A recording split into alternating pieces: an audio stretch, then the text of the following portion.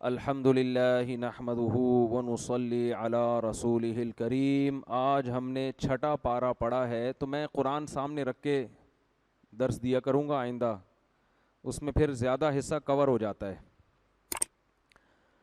چھٹا پارہ جو شروع ہو رہا ہے نا، لا یحب اللہ الجہر بالسوء من القول الا من ظلم، اللہ برے کلام کو پسند نہیں کرتا مگر اس کے لیے جو بطور بدلے کے کہے، یعنی کسی کے ساتھ بری بات کی گئی اور وہ جواب میں بری بات کرتا ہے تو اس کی اجازت ہے۔ جیسے آج کل لوگ دیکھتے ہیں نا، یوٹیوب پہ کلپ بازیاں ہو رہی ہیں ایک دوسرے کے خلاف، ٹھیک ہے نا، اس نے اس کو برا کہا، اس نے اس کو برا کہا،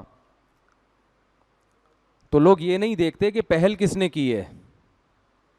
جو پہل کرتا ہے وہ اصل میں برا ہوتا ہے، جواب دینے والا تو بیچارہ اپنے دفاع میں کہہ رہے، لوگ دفاع کرنے والے کو بھی برا کہہ دیتے ہیں۔ یہ جو المحنت علی المفند کتابچہ ہے نا، اس پہ جو الزامات لگتے ہیں کہ علماء دیوبند نے فلاں فلاں کے خلاف فتویٰ دیا، وہ بھی جواب میں تھا۔ پہلے کسی نے جا کے علماء حرمین کو سے فتویٰ دلوایا علماء دیوبند کے خلاف، پھر انہوں نے جا کے علماء حرمین کو اپنے عقیدے بتائے تو انہوں نے پھر ان کی تائید میں فتویٰ دیا، تو اس کو بھی لوگ پیش کرتے ہیں کہ فلاں نے فلاں کو فتویٰ دیا، فلاں نے فلاں کو فتویٰ دیا، بس وہ ایک کچومڑ بنا کے عوام میں فتنہ پھیلا رہے ہوتے ہیں۔ وہ ایک جواب میں تھا، دفاعی پوزیشن میں آ کے وہ فتویٰ دیا گیا تھا۔ اللہ تعالیٰ نے اس پارے میں اہل کتاب کا بھی بہت تذکرہ کیا کہ اہل کتاب کہتے ہیں کہ ہم آپ پر اے محمد صلی اللہ علیہ وسلم آپ پر اس وقت ایمان لائیں گے جب ہمیں آسمان سے کتاب اترتی ہوئی نظر آئے۔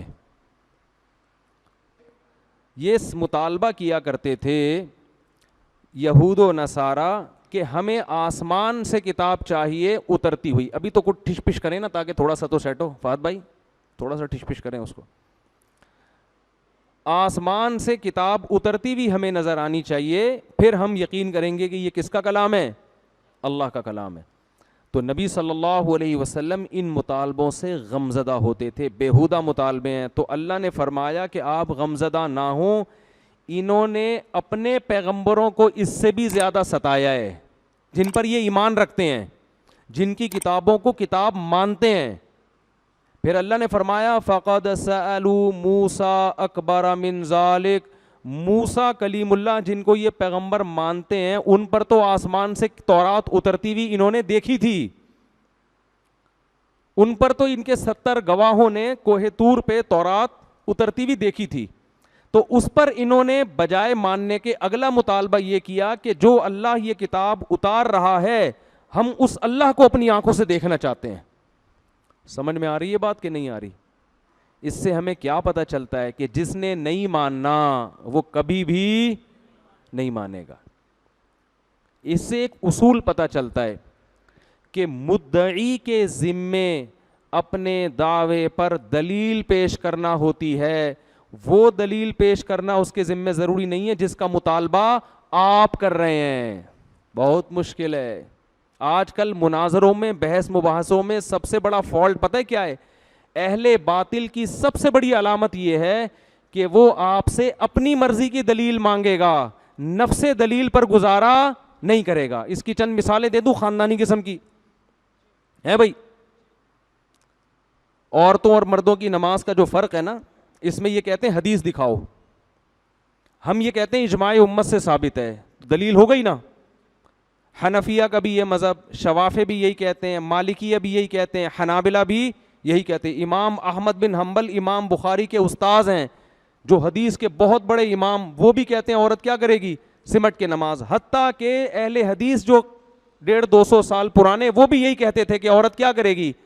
سمٹ کے نماز۔ پوری امت میں صدیوں اجماع چلا آ رہا ہے، تو یہ دلیل ہے نا۔ اب آپ کہیں بخاری میں دکھاؤ، مسلم میں دکھاؤ، یہ ایسے ہی بیہودہ مطالبہ ہے جیسے مشرکین نبی سے کہہ رہے ہیں کہ ہماری مرضی کی دلیل دکھاؤ، اور ہماری مرضی کی یہ کہ قرآن آسمان سے اترتا ہوا نظر آئے ہمیں۔ سمجھ میں نہیں آ رہی بات؟ قرآن کہہ رہا ہے تمہاری مرضی کی دلیل نہیں لوں گا، میں وہ دلیل دوں گا جو دلیل ہوگی، بس جس سے دعویٰ ثابت ہو جائے گا. وہ دلیل کیا ہے؟ قل لئن اجتمعت الانس والجن على ان ياتوا بمثل هذا القرآن لا ياتونك بمثله ولو كان بعضهم لبعض ظہیرا. کہ ما تخطه بیمینک، جس محمد صلی اللہ علیہ وسلم کے دائیں ہاتھ نے کبھی الف کی لکیر بھی نہ کھینچی ہو، نہ لکھنا جانتے نہ پڑھنا جانتے، وہ ایسا کلام پیش کر رہے ہیں کہ ساری دنیا کے جنات اور انسان مل کے اس جیسی ایک آیت بھی نہیں لا سکتے. تو ایسا بلاغت والا کلام ایک امی کیسے پیش کر رہا ہے؟ اور ایسا کلام جسے پڑھ کر آنسو بہے چلے جا رہے ہیں لوگوں کے. اور پھر محمد صلی اللہ علیہ وسلم کی نبوت پہ جو اور بہت سارے دلائل اللہ نے قائم کر دیے، ان دلائل کو دیکھ کر اگر کوئی ایمان نہیں لاتا تو تمہاری مرضی کے مطالبات اللہ پورے نہیں کرے گا. دلیل کافی ہے. یہ میں اکثر ایک مثال دیتا ہوں. میں نے یہ دعویٰ کیا کہ اس بندے نے میرے 1,00,000 روپے کھائے ہیں، میں عدالت میں لے گیا ان کو، یہ کہہ رہے ہیں میں نے بولو نہیں کھائے. اب جب ہم عدالت میں گئے ہیں تو عدالت کہتی ہے دلیل پیش کرو. میں نے 2 گواہ پیش کر دیے. بھائی یہ 2 گواہ اس بات پر گواہ ہیں کہ انہوں نے مجھ سے پیسے لیے ہیں. عدالت کس کے حق میں؟ اگر وہ گواہ سچے ہوں گے تو عدالت کس کے حق میں فیصلہ کرے گی؟ میرے حق میں. لیکن مدعا علیہ کہتا ہے کہ میں ان گواہوں کو نہیں مانتا، جب تک وسیم اور ستار گواہی نہیں دیں گے میں نہیں مانوں گا. بھائی میں آپ نے جو مفتی صاحب گواہ پیش کیے وہ کلیم اور وسیم ہے، میں ستار اور غفار کے دلائل کو مانوں گا، وسیم اور کلیم کو میں نہیں مانتا. تو یہ اس کا مطلب آپ اپنی مرضی کی دلیل مانگ رہے ہیں. مدعی کے ذمے نفس دلیل ہوتا ہے، آپ کی مرضی کی دلیل کسی آپ کے ذمے نہیں ہے. سمجھتے ہو کہ نہیں سمجھتے؟ بھائی ایک آدمی نے چپل چوری کرتے ہوئے پکڑا گیا، ہم نے CCTV کیمرہ دکھا دیا یہ تو چوری کر رہا ہے. وہ کہہ رہا نہیں یہ والا کیمرے سے نہیں، وہ جو پڑوسیوں کے کیمرہ لگا ہوا ہے نا، جب تک اس کی ریکارڈنگ نہیں دکھاؤ گے میں نہیں مانوں گا. تو یہ وہی بےہودہ مطالبہ ہے. تو اہل کتاب یہ مطالبہ کر رہے تھے کہ آسمان سے کتاب اترتی ہوئی نظر آئے تو ہم مانیں گے. تو اللہ نے فرمایا اے نبی صلی اللہ علیہ وسلم، انہوں نے موسیٰ سے اس سے بھی زیادہ بڑا مطالبہ کیا ہے. فقد سألوا موسیٰ اکبر من ذلک فقالوا ارنا اللہ جہرتاً، ہم جب تک اللہ کو اپنے سامنے نہیں دیکھ لیں گے اس وقت تک یقین نہیں کریں گے. تو اللہ فرماتے ہیں کہ اس لیے ان کے بےہودہ مطالبات سے آپ پریشان مت ہوں. رہا یہ مسئلہ کہ یہودی پھر یہ کہتے تھے اچھا موسیٰ پر تو پوری کتاب اچانک اتر گئی، حضرت موسیٰ پر چلو ہم اللہ کو دیکھنے کا مطالبہ نہیں کرتے، لیکن جیسے موسیٰ کو ایک دفعہ میں پوری کتاب ملی ہے تورات، تو نبی کو بھی قرآن ایک دفعہ میں پورا کیوں نہیں ملا؟ سمجھ میں آ رہی ہے بات کہ نہیں آ رہی ہے؟ اس کا قرآن نے جواب دیا انا اوحینا الیک، اے نبی یہ جن پیغمبروں کو سچا مانتے ہیں ان میں سے کسی کو بھی یکمشت پوری کتاب ایک دفعہ بولو نہیں ملی، صرف موسیٰ کو ملی ہے. کوہ طور پہ جا کے پوری تورات اللہ نے پکڑا دی، باقی کسی کو بھی نہیں ملی. تو جیسے ان کو ایمان لاؤ ان پر بھی ایمان لے کر آؤ. فرمایا انا اوحینا الیک، اے نبی ہم نے آپ پر ایسے ہی وحی نازل کی ہے جبریل کے ذریعے، کما اوحینا الی نوح والنبیین من بعد، جیسے ہم نے نوح پر اور نوح کے بعد پیغمبروں پر، واوحینا الی ابراہیم واسماعیل واسحاق والاسباط وعیسیٰ وایوب ویونس وہارون وسلیمان، ان تمام پر جیسے وحی آئی ہے نا اسی طرح آپ پر بھی وحی آئی ہے. اس میں اللہ نے موسیٰ علیہ السلام کا تذکرہ نہیں کیا. آگے اللہ نے فرمایا بہت سے پیغمبر کا تذکرہ ہم نے کر دیا ہے، بہت سوں کا ہم نے تذکرہ نہیں کیا. اور وَكَلَّمَ اللَّهُ مُوسَىٰ تَكْلِيمًا، اور موسیٰ پر ایسے وحی نہیں آئی جیسے عام پیغمبروں پر آیا کرتی تھی. موسیٰ پر وحی کا انداز بہت مختلف تھا. اللہ کوہ طور پہ بلا کے خود ہم کلام ہوتا تھا. یہ حضرت موسیٰ کی بڑی فضیلت. قرآن میں جتنا نام اللہ نے حضرت موسیٰ کا استعمال کیا ہے اتنا تذکرہ کسی اور پیغمبر کا نہیں ہے. ہمارے حضرت بڑے مزے سے حضرت موسیٰ کا نام لیا کرتے تھے. فرماتے تھے قرآن میں جگہ جگہ موسیٰ موسیٰ موسیٰ موسیٰ، ایسا لگتا ہے اللہ کو حضرت موسیٰ سے کوئی خاص محبت تھی. اور ایک جگہ قرآن میں اللہ نے فرمایا کہ تمام پیغمبروں کا تذکرہ ایک طرف، جب موسیٰ کا تذکرہ آیا نا وَقَرَّبْنَاهُ نَجِيًّا، اللہ فرماتے ہیں موسیٰ کو ہم نے اپنے قریب کر کے ان سے سرگوشیاں کی ہیں. سرگوشی محبوب سے ہوتی ہے نا، جیسے مجھ سے کوئی لوگ ملنے آئے نا، کہتے ہیں مفتی صاحب پرسنل میٹر ہے، چھاؤں میں آ جاؤ. مجھے پتہ ہے پرسنل میٹر کیا ہوتا ہے، کوئی بھاگ گئی ہوتی ہے، یہ پکڑ کے لانا ہوتا ہے، یہ بھاگ نہیں رہی ہوتی. معذرت کے ساتھ کوئی کسی کا پرسنل میٹر ہو تو بھائی پیشگی معذرت چاہتا ہوں. یہی پرسنل میٹر ہوتا ہے. شادی نہیں ہو رہی اور کیا پرسنل ہوگا کچھ سوچے نا. شادی نہیں ہو رہی ہے، چھوٹ نہیں رہی. پہلے اس بات کا غم میں ہو نہیں رہی، اب ہو گئی ہے تو سر پہ جوتے لگا رہی ہے، جان کیسے چھڑاؤں. یہی دو غموں میں انسان کی پوری زندگی گزر جاتی ہے. ٹھیک ہے، تو چھاؤں میں. تو اللہ تعالیٰ بھی کیا فرماتے ہیں، جب موسیٰ سے کو ہم نے وحی کرنی ہوتی تھی، موسیٰ کو کہاں بلاتے تھے؟ چھاؤں میں، کوہ طور کی چھاؤں میں بلا کے ان سے سرگوشیاں کیا کرتے تھے. وَقَرَّبْنَاهُ نَجِيًّا، اللہ فرماتے ہیں کہ ہم نے موسیٰ کو سے سرگوشیاں کی ہیں. تو اللہ کو حضرت موسیٰ سے بہت محبت، اتنا نام موسیٰ کا. دیکھو جس کو اللہ سے محبت ہوتی ہے نا، اس کو اس بات کی لذت کا احساس ہوتا ہے کہ اللہ جب اس کا نام زبان سے لے تو کتنا لطف آئے گا اس میں. ایک صحابی کو رسول اللہ صلی اللہ علیہ وسلم نے بلایا، فرمایا کہ اللہ نے تمہارا نام لیا ہے کہ میں تمہیں سلام کہوں، او کما قال. تو وہ صحابی رونے لگے کہ کیا اللہ نے میرا نام لیا ہے باقاعدہ. ہمارے شیخ حضرت مفتی رشید احمد صاحب رحمہ اللہ تعالیٰ نے مجھے کچھ لکھ کے دیا، کوئی کام لگایا نا، تو اس میں حضرت نے تحریر لکھی کہ طارق سے کہو یہ کتاب نکال کے لائے. وہ مجھے حضرت کے قلم سے اپنا نام ان کی اپنی رائٹنگ میں اتنا اچھا لگا، وہ میں نے پلاسٹک کوٹنگ کرا کے آج تک محفوظ رکھا ہوا ہے. حالانکہ اس واقعے کو میرا خیال ہے 24-25 سال تو ہو گئے ہوں گے. وہ حضرت کی رائٹنگ میں پورا جملے سے میرا، وہ مجھے بڑا اچھا لگ رہا تھا کہ میرا نام انہوں نے اپنے قلم سے لکھا ہے. جب انسان کو کسی سے محبت ہوتی ہے تو اس کی زبان سے اپنا نام اور اس کے قلم سے اپنے نام کے تحریر ہونے میں مزہ آتا ہے. تو اللہ نے حضرت موسیٰ بار بار سورہ طٰہٰ میں دیکھیں وما تلک بیمینک یا موسیٰ، بات حضرت موسیٰ سے ہی چل رہی ہے. اے موسیٰ تیرے دائیں ہاتھ میں کیا ہے؟ القیہا یا موسیٰ، اے موسیٰ اسے زمین پہ پھینک دے. حالانکہ تو بات ہی موسیٰ سے ہو رہی ہے. تو اللہ فرماتے ہیں کہ اتنے پیارے پیغمبر بنی اسرائیل کو ملے تھے جن سے اللہ کوہ طور پہ بلا کے بار بار ہم کلام ہوتا تھا، انہوں نے اس پیغمبر کی قدر نہیں کی، بیہودہ مطالبے کیے ان سے. اللہ کو دیکھیں گے، اللہ کو دکھاؤ، نظر تو آ نہیں رہا ہے. تو اس لیے غیر مسلموں کے جو اعتراضات ہوتے ہیں ان کو خاطر میں مت لایا کریں. ابھی ایک صاحب کا واقعہ میرے سامنے آیا، مسلمان تھے، ساری زندگی ایک اشکال کا جواب نہ ملنے کی وجہ سے گمراہی میں گزری.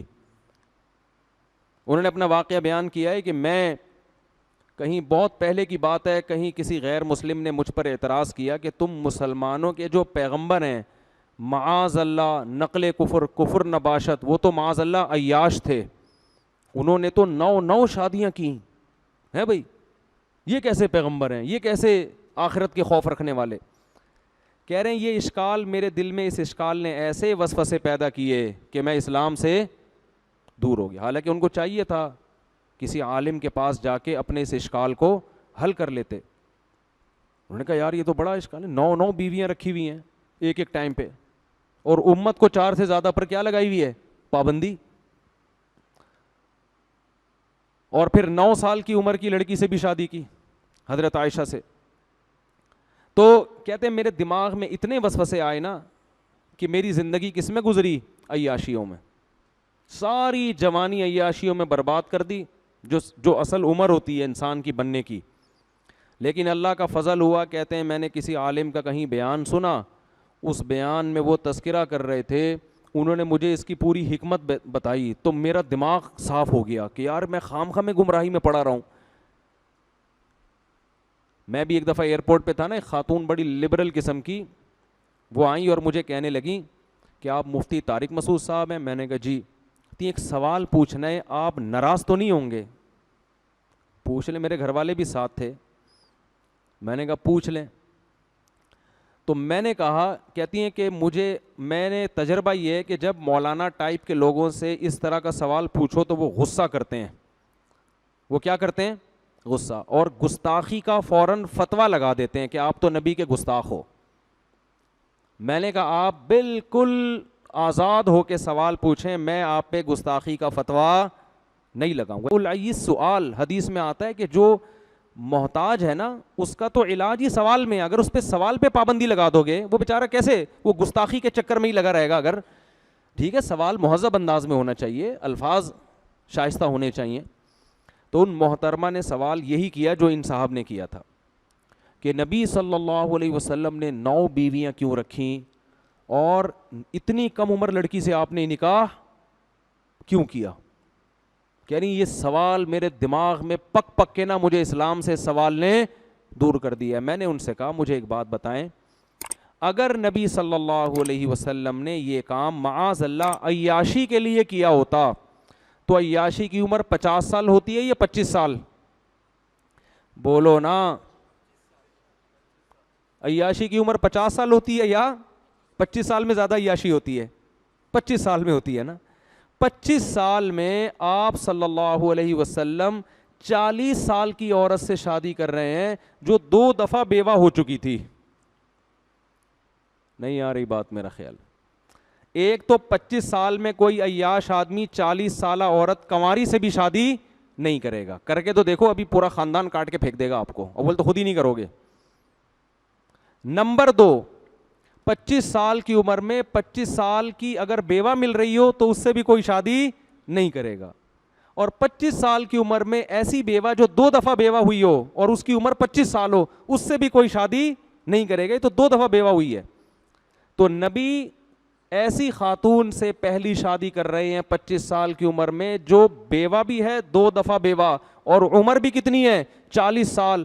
اور عرب میں 10 بیویاں رکھنے کا رواج تھا. یہ تو اسلام نے 4 پہ آ کے باؤنڈ کیا ہے. 10 بیویاں رکھنے کا رواج تھا, مگر 15 سال جو جوانی کا بہترین حصہ ہے وہ اسی ایک عورت کے ساتھ گزار دیا, دوسری شادی نہیں کی. بہت مشکل ہے بات سمجھانا. اس سے صاف پتہ چلتا ہے کہ ہمارے نبی کے مزاج میں عیش و عشرت بولو نہیں تھا. حالانکہ عرب میں کم عمر لڑکیوں سے شادی کا رواج بھی اور 10 بیویاں رکھنے کا رواج تھا. بہت سے صحابہ مسلمان ہوئے ہیں نا, تو جب اسلام قبول کیا ان کے نکاح میں 10 بیویاں تھیں. آپ نے فرمایا 4 کو رکھو, باقی سب کو کیا کر دو, چھوڑ دو. 4 سے زیادہ کی اجازت نہیں ہے. تو جس ماحول میں 10 بیویاں رکھنے کی اجازت ہے, جس میں آپ کو آفریں کی جا رہی ہیں کہ آپ اپنے مشن سے پیچھے ہٹ جائیں, عرب کی سب سے خوبصورت ترین عورتوں سے ہم آپ کی شادی کرا دیں گے, لیکن آپ صلی اللہ علیہ وسلم فرماتے ہیں کہ میرے ایک ہاتھ پہ چاند اور ایک پہ سورج رکھ دو گے, میں اپنے مشن سے پیچھے نہیں ہٹوں گا. اور 15 سال آپ نے 40 سالہ بیوہ کے ساتھ گزار دیے, جوانی کا بہترین حصہ. جبکہ کلچر اور ماحول اور معاشرہ آپ کو زیادہ شادیوں کی پرمیشن کیا ترغیب دے رہا ہے. اس زمانے میں کلچر تھا, ایک کو معیوب سمجھا جاتا تھا. پھر جب آپ کی عمر 50 سال ہوتی ہے اور ہجرت کا وقت آتا ہے, اس وقت آپ دھڑا دھڑ نکاح کرتے ہیں. یہ صاف بتانے کے لیے کہ آپ نے جو اتنی بیویاں رکھیں یہ اپنے مزاج یا معاذ اللہ عیش کی وجہ سے نہیں, بلکہ اسلام کے حکم کی وجہ سے. کیونکہ اسلام کے احکام نبوت کے بعد اور ہجرت کے بعد آنا شروع ہوئے ہیں. ہجرت سے پہلے اسلام کے تفصیلی احکام نہیں آئے تھے. بات آ رہی ہے سمجھ میں؟ اور پھر ان 9 بیویوں میں بھی صرف 1 کنواری ہیں, باقی 8 کیا ہیں, طلاق یافتہ اور بیوہ. جبکہ عرب کا کلچر اجازت دے رہا ہے 10 بیویاں رکھنے کی بھی, تو آپ نے 9 رکھی, وہ بھی 50 سال کے بعد. اور امی عائشہ رضی اللہ تعالی عنہا فرماتی ہیں مجھے کسی سوکن پہ حسد نہیں, رشک نہیں آتا تھا. مجھے اپنی کسی سوکن پہ, کیونکہ مجھے پتا تھا نبی کو سب سے زیادہ محبت کس سے ہے, مجھ سے. فرمایا مجھے اگر آتا تھا نا تو خدیجہ پہ آتا تھا, 40 سالہ بیوہ پہ ہیں بھائی, جن کا انتقال ہو چکا تھا. نبی موت کے بعد بھی ان کو یاد رکھتے تھے. ایک دن امی عائشہ نے فرمایا یا رسول اللہ, بڈھی عورت سرخ جبڑوں والی, آپ اسے کیوں سوچتے ہو, اسے کیوں یاد رکھا ہے آپ نے؟ آپ صلی اللہ علیہ وسلم کو غصہ آ گیا. تو جو عیش پرست ہوتا ہے وہ اپنی بوڑھی بیوی کو یاد رکھتا ہے؟ بولو ہے بھائی, وہ کبھی یاد نہیں رکھتا. امی عائشہ فرماتی مجھے اگر غیرت آتی تھی نا, غیرت جیسے عورت میں ہوتا ہے نا کہ بھائی, تو وہ کس پہ آتی تھی, وہ نبی کی حضرت صفیہ رضی اللہ تعالی عنہ حسن و جمال میں مشہور تھیں. حضرت عائشہ کا حسن و جمال نہیں تھا, حضرت عائشہ کو نبی سے جو یعنی اتنا نہیں تھا, نبی کو جو امی عائشہ سے محبت تھی وہ آپ کی علم اور فقہی بصیرت اور ذہانت کی وجہ سے تھی, ذہین بے انتہا تھیں, اس لیے محبت تھی. ورنہ آپ صلی اللہ علیہ وسلم کی دوسری زوجہ حضرت عائشہ سے زیادہ خوبصورت تھیں, لیکن اس خوبصورت بیوی پہ حضرت عائشہ کو رشک یا غیرت نہیں آتی تھی. ان کو پتا تھا نبی کی طبیعت ان کی طرف زیادہ مائل نہیں ہے, اگرچہ وہ خوبصورت ہیں, نبی مجھ سے زیادہ محبت کرتے ہیں کیونکہ اللہ نے مجھے ذہانت دی ہے, علم دیا ہے, اور میں ابو بکر کی بیٹی ہوں. لیکن امی عائشہ فرماتی ہیں مجھے اگر غیرت کسی زوجہ پہ آتی تھی, یعنی غیرت کا مطلب جیسے سوکن میں ہوتا ہے نا کہ کاش وہ زوجہ آپ کی زندگی میں نہ آتی, وہ کس پہ, خدیجہ پہ. ایک ہندو نے لکھا ہے, میں نے خود پڑھا ہے ہندو کی کتاب میں, ہندو نے لکھا ہے کہ اس قدر اپنی پہلی بیوی سے محبت کرنا جس کی عمر بھی زیادہ ہو, یہ عیش پرست آدمی کا کام نہیں ہو سکتا. اور امی عائشہ نے جب فرمایا نا کہ آپ ان سے اتنی محبت کیوں کرتے ہیں, فرمایا اے عائشہ اس نے مجھے اس وقت سہارا دیا جب میری قوم نے مجھے دھتکار دیا تھا. تو آپ ان کی کوالٹیز دیکھ رہے ہیں, صفات دیکھ رہے ہیں. عیش پرست آدمی صرف شکل دیکھتا ہے, اوصاف نہیں دیکھتا. تو ہندو نے لکھا ہے کہ نبی نے جو بڑی عمر میں جا کے اتنی شادیاں کی ہیں, ہندو اس کا اعتراف کرتا ہے کہ اس سے صاف پتہ چلتا ہے اس عمل کا مقصد اپنی قوم کے مردوں کو کثرت نکاح کی ترغیب دینا تاکہ وہ بھی معاشرے کی بے سہارا عورتوں کو سہارا دیں. آئی بات سمجھ میں کہ نہیں آئی؟ تو خیر, اور رہا یہ مسئلہ کہ امت کو تو 4 اور خود زیادہ, تو دیکھو اگر آپ صلی اللہ علیہ وسلم معاذ اللہ نقل کفر نباشت آپ کی طبیعت میں عیش ہوتا تو عیش پرست آدمی خود بھی عیاشی کرتا ہے, دوسروں کو بھی عیاشی کی اجازت بولو دیتا ہے. وہ دوسروں کے لیے سخت قانون تھوڑی بنائے گا, وہ کہے گا بھائی جب میں 9 رکھ رہا ہوں تم 10 رکھو, کیونکہ اس پہ تو انگلی بھی اٹھے گی نا کہ آپ ہمارے لیے کیوں کر رہے ہیں کم. تو اس سے پتہ چلتا ہے کہ نبی صلی اللہ علیہ وسلم کو اللہ نے جو اجازت دی تھی ایک سے زیادہ عورتیں رکھنے کی, اس میں حکمتیں اور مصلحتیں تھیں, اور امت پر 4 سے زیادہ کی پابندی اس لیے لگائی کہ قیامت تک اب قانون بنایا جا رہا ہے, اس قانون میں اگر آپ کو 4 سے زیادہ کی اجازت دے دی تو مالدار لوگ 15 20 رکھ لیں گے, غریبوں کے حصے میں ایک بھی, بولو عورتیں اتنی تھوڑی پیدا ہو رہی ہیں, اتنی تھوڑی عورتیں کوئی برساتی مینڈکوں کی طرح پیدا ہو رہی ہیں 10 رکھو 20 ادھر کر دو 40 ادھر کر دو. اس کا نتیجہ یہ نکلتا کہ غریب عورت اکثر مالدار کو ترجیح دیتی ہے. کروڑ پتی لوگ 10 بھی رکھتے, وہ کیا کرتے 10 بنگلے بنا کے دے دیتے, غریب عورتوں چلی جاتی. اور جو بیچارہ معاشرے کا غریب آدمی ہے ان میں آدھے سے زیادہ لوگ گٹر کے ڈھکنوں پہ بیٹھ کے گزارا کرتے. تو اسلام نے کہا کہ بھائی 4 سے زیادہ نہیں, سمجھ رہے ہو, کیونکہ عورتیں ایک حساب سے پیدا ہوتی ہے نا. تو یہ بہت ساری مسئلے تھے اس میں. تو وہ صاحب جو پوری زندگی ان کی جوانی برباد ہوئی, گناہوں میں گزری, آخر میں ان کو اس اشکال کا جواب ملا. کہتے ہیں میں اتنا رویا جب مجھے جواب ملا, میں نے کہا اتنی پاکیزہ سیرت آپ صلی اللہ علیہ وسلم کی اور میں نے ساری زندگی اس وسوسے میں برباد کر دی. تو غیر مسلم اسی پہ گھومتے رہتے ہیں. غیر مسلم جو ہے نا ان کے پاس یہی اعتراض ہوتا ہے کہ یہ شادیاں کیوں اتنی, جہاد کا حکم کیوں ہے, بس یہ 2-3. اس کے علاوہ ان کے پاس اسلام پہ اعتراض کرنے کے لیے کچھ بھی نہیں ہے. 3 اعتراض ہوتے ہیں. اسلام کا باندیوں کا نظام جس پر میں نے کل بات کی تھی, اسلام کے شادیوں کا نظام, اتنی زیادہ شادیوں کی اجازت کیوں دی, اور جہاد لڑواتا کیوں ہے. یعنی ان کی رائے یہ ہے کہ یہ ایسے نہتے ہو جائیں کہ ان کو جو بھی ان کی گاجر مولی کی طرح کاٹ کے چلے جائے, بھائی مار کھائیں. اور عیسائیوں کی کتابوں میں لکھا ہے ایک تھپڑ مارے تو دوسرا گال بھی آگے کر دو. تو یہ ان کا نظریہ ہے. خیر میں جلدی آگے آیتیں بیان کرتا ہوں. تو اللہ نے فرمایا ہم نے ایسے ہی وحی کی ہے. پھر عیسائی جو ہے حضرت عیسیٰ علیہ السلام کو اللہ کا بیٹا کہتے تھے. اس صورت میں بہت ڈیٹیل سے اس کو بیان کیا ہے. فرمایا مل مسیح ابن مریم الا رسول, اے عیسائیو مسیح ابن مریم محض اللہ کے رسول ہیں. امہ صدیقہ, ان کی ماں پاکیزہ خاتون تھیں, نیک عورت تھیں. کانا یاکلان الطعام، ماں بیٹے مل کے کھانا کھایا کرتے تھے. جو کھانا کھاتا ہے نہ وہ خدا ہوتا ہے نہ خدا کا بیٹا ہوتا ہے. آگے اللہ نے فرمایا وَلَا تَقُولُوا ثَلَاثَةٌ، یہ تین کا لفظ اپنی ڈکشنری سے نکال دو اے عیسائیو. کہتے ہیں نا تین ہے، تین کا مجموعہ ایک ہے، اس طرح کے گھماتے رہتے ہیں. انتہوا خیرا لکم، باز آ جاؤ اس میں تمہاری بہتری ہے، باز آ جاؤ اس میں تمہاری بہتری ہے.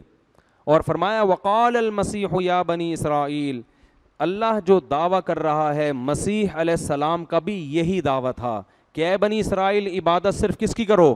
اللہ کی. اور اللہ فرماتے ہیں دونوں کھانا کھایا کرتے تھے. انظر کیف نبین لہم الآیات، اتنی سینس نہیں ہے جو کھانا کھاتا ہے وہ معبود نہیں ہوتا. دیکھو ہم کیسے کھول کھول کے اپنی آیتوں کو بیان کر رہے ہیں. ثم انظر، پھر ذرا ان کو بھی دیکھو، انا یوفکون، کدھر کھوپڑی ان کی گھوم رہی ہے. عیسائی کو آپ یہ آیتیں سنائے نا کہ تمہاری تو خود کتابوں میں لکھا ہے کہ حضرت عیسیٰ کھانا کھاتے تھے، حضرت مریم کھانا کھاتی تھیں. جو کھانا کھاتا ہے وہ خدا کہاں سے ہوتا ہے؟ تو سیدھی سی بات ہے، دو اور دو چار کی طرح فوراً بولنے بھائی نہیں ہوتا، وہ خدا نہیں ہے، نہ خدا کے بیٹے ہیں، خدا نے کسی کو نہیں جنا. لیکن اللہ فرماتے ہیں دیکھو انا یوفکون، کدھر کھوپڑی ان کی کیا ہوتی ہے؟ گھومتی. جیسے ہندو کے سامنے آپ بولو بھائی تو نے اس کو بنایا اپنے ہاتھوں سے، تو اس کو پوجتا ہے، یہ تیرا حاجت روا مشکل کشا، یہ بھگوان کیسے ہو سکتا ہے؟ دو اور دو چار کی طرح ہے نا بات. لیکن ہندو پھر بات کو گھمانا بولو شروع، پھر ادھر کی ادھر، ادھر کی ادھر. ایکچولی یوں ہوتا ہے، ایکچولی خدا نے بھگوان اور ہے روحیں اور ٹوپی ڈرامہ، ایک لمبی تقریر شروع ہو جائے گی. ایک انگریز مسلمان ہوا، اتنی لمبی داڑھی، میری ملاقات ہوئی. میں نے کہا یار آپ کو کس نے تبلیغ کی تھی اسلام کی؟ کہہ رہا میں خود مسلمان ہوا ہوں. میں نے کہا کیا چیز آپ کو اسلام میں اچھی لگی؟ کہتے ہیں میں نے دنیا کے بڑے بڑے جتنے مذہب ہیں سب کا مطالعہ کیا، اسلام میں ایک چیز بڑی خاندانی، عقیدے دو اور دو چار کی طرح صاف ہے، دو اور دو چار کی طرح سیدھی بات کرتا ہے. اسلام بات کو گھماتا بولو نہیں ہے، دو اور دو چار کی طرح سیدھی سیدھی بات کرتا. کیسی سیدھی سیدھی باتیں اسلام نے کی ہیں. آگے اللہ نے فرمایا کہ مسیح علیہ السلام کا بھی یہی دعویٰ تھا کہ اے لوگو اللہ کی عبادت کرو. وہ تمہیں اپنی عبادت کرانے کے لیے دنیا میں نازل نہیں ہوئے تھے. اور پھر اللہ نے اس میں سورہ مائدہ نازل کی. بس جلدی سے اس کو ختم کرتا ہوں میں. سورہ مائدہ میں اللہ نے جو جو چیزیں کھانے کی ہم پر حرام ہیں وہ بیان کی. حرمت علیکم المیتہ، مردار کھانے کی اجازت نہیں. بکری مر گئی اٹھا کے کھا لیا، چائنا والے کھا لیتے ہیں مرا ہوا کتا بھی، ہمیں مری ہوئی بکری کھانے کی بھی اجازت؟ بولو کوئی چائنا والے بیٹھے ہوں تو پیش کی معذرت بھائی.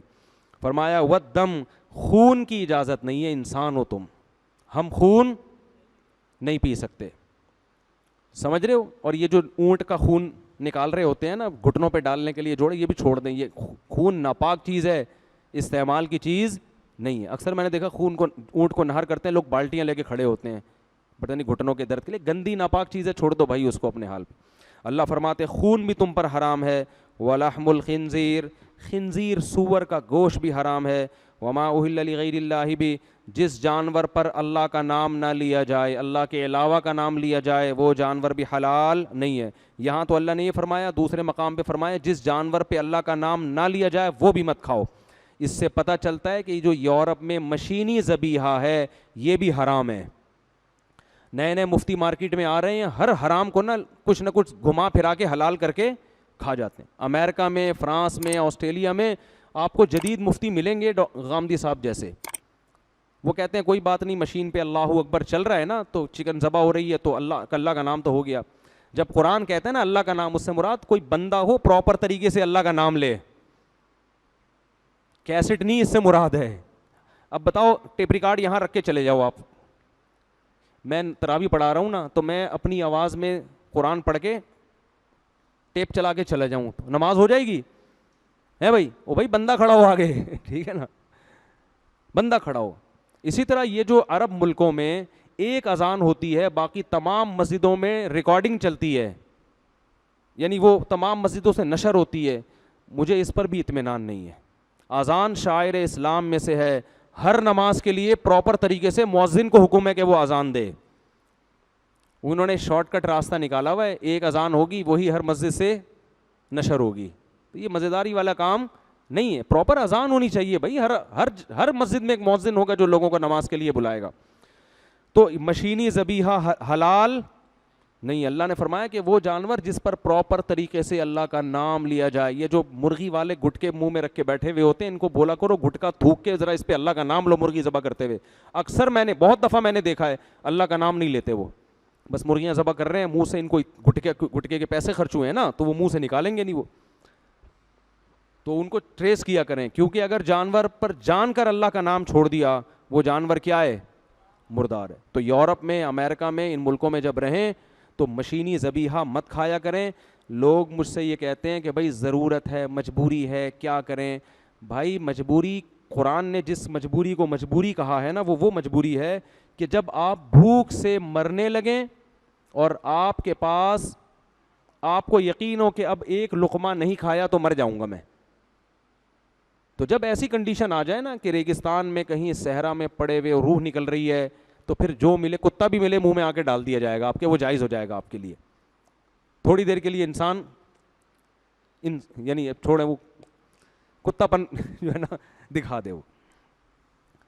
لیکن یہ کوئی مجبوری نہیں ہے, کیونکہ چکن کھانا فرض نہیں ہے اسلام میں, میٹ کھانا فرض نہیں ہے. ایسی صورت میں آپ سبزیاں کھا کے گزارا کریں.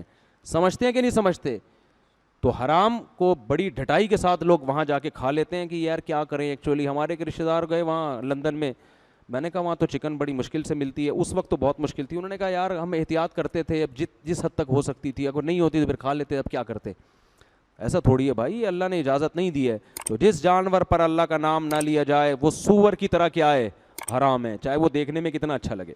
اور اللہ نے فرمایا والمنخنقۃ, وہ جانور جس کو گلا گھوٹ کے مارا جائے وہ بھی حرام ہے. والموقوذۃ, جس کو پتھر سے مار کے ہلاک کیا جائے وہ جانور بھی کیا ہے, حرام ہے.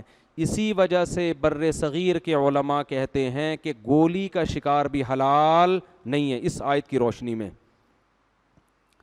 کیونکہ قرآن کہہ رہا ہے موقوذہ, جس چیز کو پتھر سے مار کے ہلاک کیا جائے وہ کیا ہے, حرام. یعنی دھار والی چیز تو حلال ہے, جیسے تیر ہے یا چھری میں دھار ہوتی ہے نا, تو گولی جو ہے نا, گولی اس میں دھار نہیں ہوتی.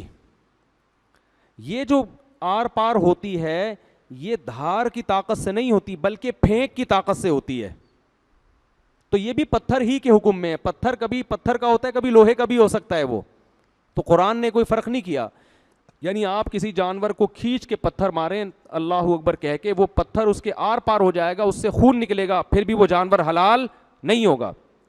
اب بعض عرب علماء کہتے ہیں کہ گولی جو ہے نا وہ کیا کرتی ہے, خون بہا دیتی ہے جانور کا, اس لیے وہ حلال ہے.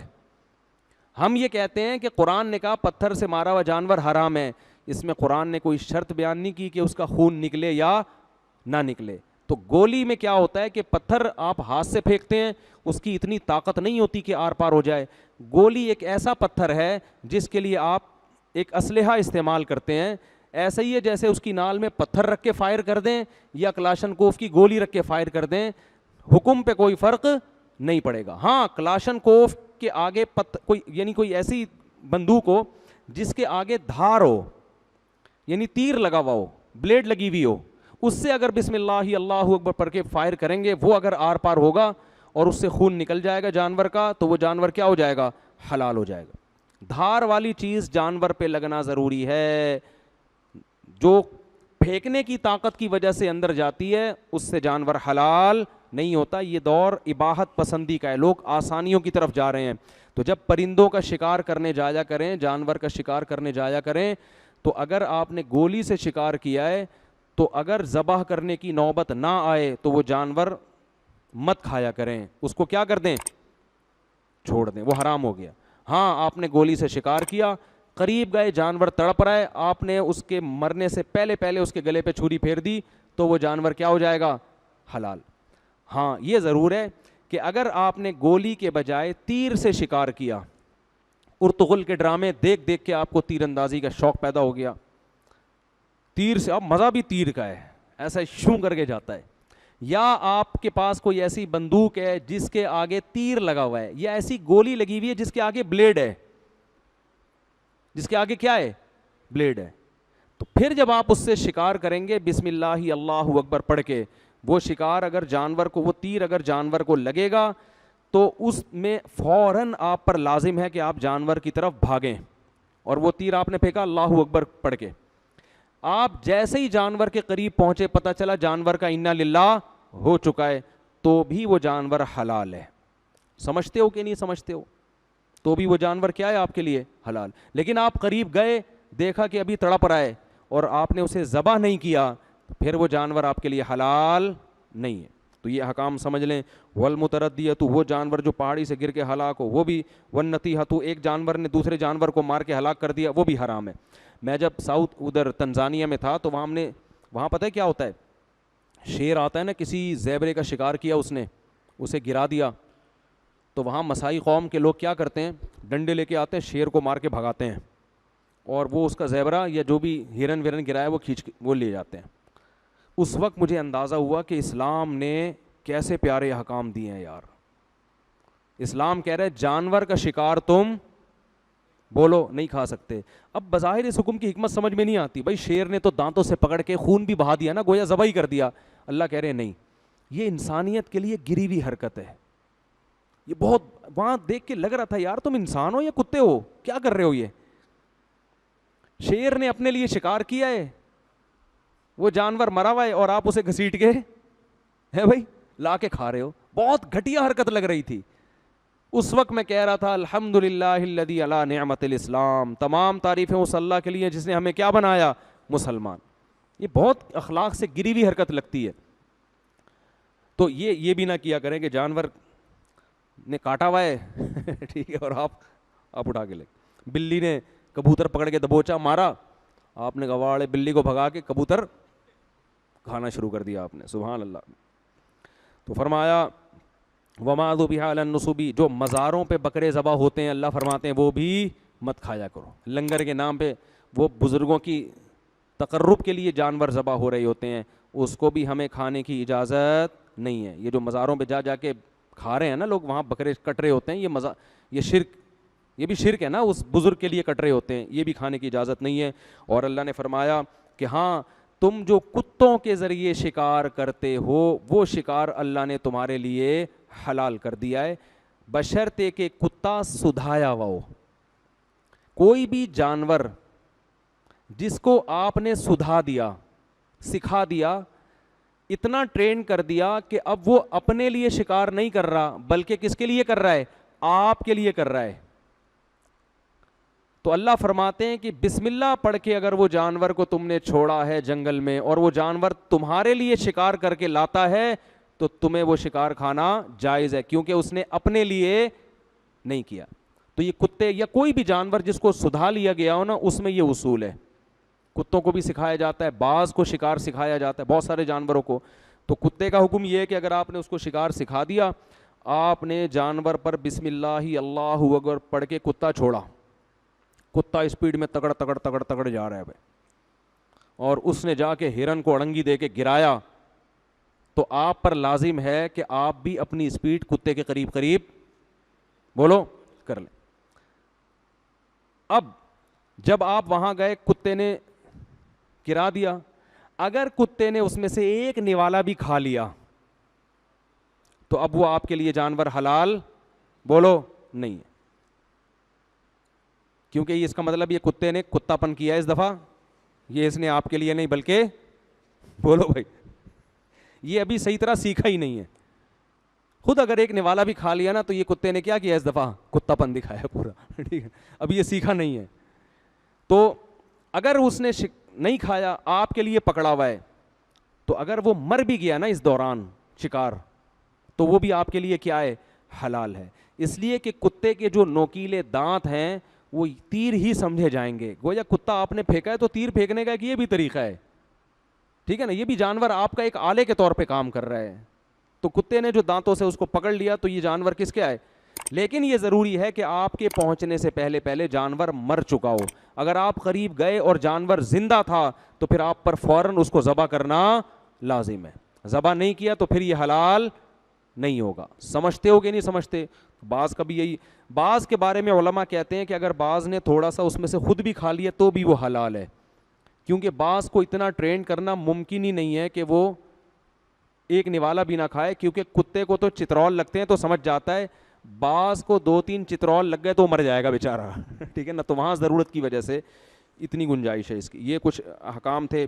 بس میں جلدی سے بنی اسرائیل کا ایک واقعہ سنا دوں, بہت اہم آیتیں ہیں اصل میں. بنی اسرائیل نے کیا کیا تھا, اللہ نے ان کو حکم دیا. موسیٰ علیہ السلام جب فرعون غرق ہو گیا نا, بنی اسرائیل کو اللہ نے حکومت, وہاں بنی اسرائیل چلے گئے, پھر اللہ نے حکم دیا بنی اسرائیل کو جاؤ بھائی اب خود بھی کچھ جہاد کرو. تو یہ کہنے لگے کہ وہاں تو بڑے طاقتور لوگ ہیں, اے موسیٰ ہم نہیں جا سکتے, ہم لڑ نہیں سکتے. غلام بن کے نا سوچ کے غلام بن چکے تھے وہ. تو بنی اسرائیل کو اللہ نے کہا جاؤ بھائی لڑو, کہہ رہے نہیں ہم نہیں لڑ سکتے. تو اللہ فرماتے ہیں 2 لوگ جن پر اللہ نے انعام کیا تھا انہوں نے کہا تم جاؤ, جب اللہ کہہ رہا ہے تو اللہ تمہیں فتح و نصرت دے گا. تو بنی اسرائیل حضرت موسیٰ سے کہنے لگے یا موسیٰ انا لن ندخلھا, اے موسیٰ اس قوم سے ہم لڑ نہیں سکتے جب تک وہ لوگ اس شہر میں موجود ہیں. ان سے وہ اگر نکل جائیں گے نا پھر ہم جائیں گے اس شہر میں ہم اس ملک پہ حملہ کریں گے بشرطے کہ وہاں کی آرمی وہ ملک کیا کر دے, خالی کر دے. ایسے لوگ بھی آج بھی دنیا میں موجود ہیں. ٹھیک ہے نا, دنیا میں ایسے لوگ آج بھی موجود ہیں. ان کو پھر سمجھایا گیا تو بالآخر حضرت موسیٰ سے کہنے لگے اے موسیٰ ہم ہرگز نہیں جائیں گے, آپ جاؤ آپ کا رب جائے, دونوں جا کے لڑو, فتح ہوگی, ہمیں امید ہے کیا ہوگی, فتح ہوگی. انا ہاہنا قاعدون, ہم یہیں بیٹھے ہوئے ہیں. حضرت موسیٰ نے اس موقع پہ دعا مانگی اے اللہ مجھے اس قوم سے جان چھڑا دے میری, انہوں نے اتنی میری نشانیاں دیکھ لیں, کوہ طور پہ تیرا کلام سن لیا, تورات اترتے ہوئے دیکھ لی, فرعون کو سمندر میں غرق ہوتے ہوئے دیکھ لیا, اتنی نشانیوں کے بعد بھی ان کم بختوں کو یقین نہیں آ رہا کہ اللہ مدد کرے گا. میں تھک گیا ہوں اس قوم کے ساتھ, اب مجھے اس قوم سے کیا دے دے, نجات دے دے. اللہ نے فرمایا ہے, اللہ نے حضرت موسیٰ کی دعا قبول کی اور بنی اسرائیل کو اس وادی تیہ میں 40 سال کے لیے پھینک دیا کہ اللہ فرماتا ہے اب ان کو کوئی شہر دیکھنا نصیب نہیں ہوگا. وہیں حضرت موسیٰ علیہ السلام کی موت ہوئی ہے اور پھر کوئی نئے پیغمبر آئے ہیں, پھر انہوں نے 40 سال کے بعد جا کے کہیں جہاد کیا اور اللہ نے ان کو غلبہ عطا کیا. تو اس سے ہمیں یہ پتہ چلتا ہے کہ انسان جب ایک دفعہ نافرمانی پہ اتر آئے نا تو گناہ کرنا, نافرمانی کرنا اس کے مزاج کا حصہ بن جاتا ہے. پھر وہ لاتوں کے بوت ہوتے ہیں, وہ ہاتھوں سے نہیں مانتے. تو اس لیے شروع سے ہی اپنی زندگی صحیح گزارنی چاہیے. اللہ تعالیٰ سمجھنے کی عمل کی توفیق عطا فرمائے. وما علینا الا البلاغ, مسافہ نہ فرمائیں, بڑی نوازش ہوگی آپ.